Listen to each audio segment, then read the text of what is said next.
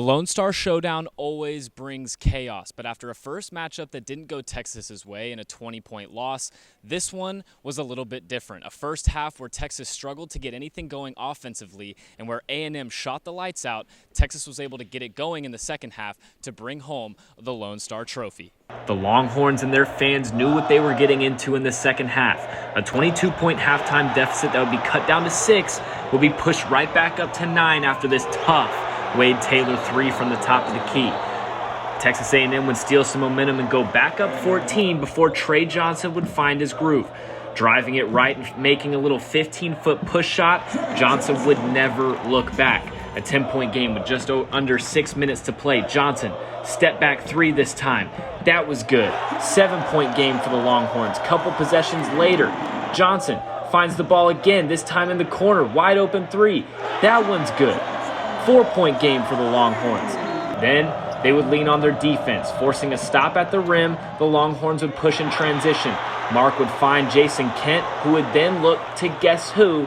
Trey Johnson, coming around the top of the key and forcing up a 3 that would make it a 1-point game, and then the rest was history. Tremont Mark, who had already hit a game winner against Texas A&M in his career, would make another one. I'll let you take in the final seconds from the Moody Center.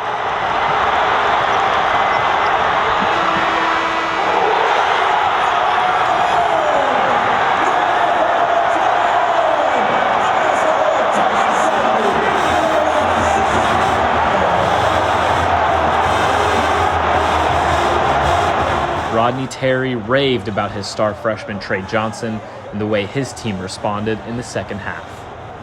Trey's the top 5 player in the country coming in here. I mean, he better be a guy that can get some things done at a high level. You know, we expect him to be a one-and-done talent, so, the expectations were high for him. They were, expectations we felt like we could deliver on as well. We never want to recruit a youngster and not be able to deliver on those expectations. We always have.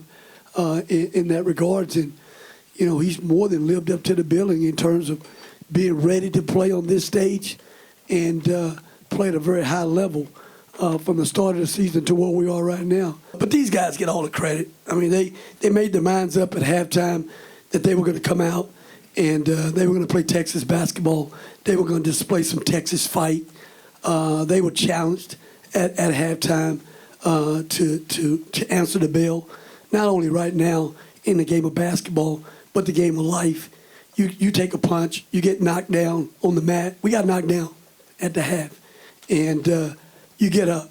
The SEC is not going to get any easier as Texas will go face former Longhorns coach Chris Beard on Wednesday before they'll try to close the season strong and head into March on a roll.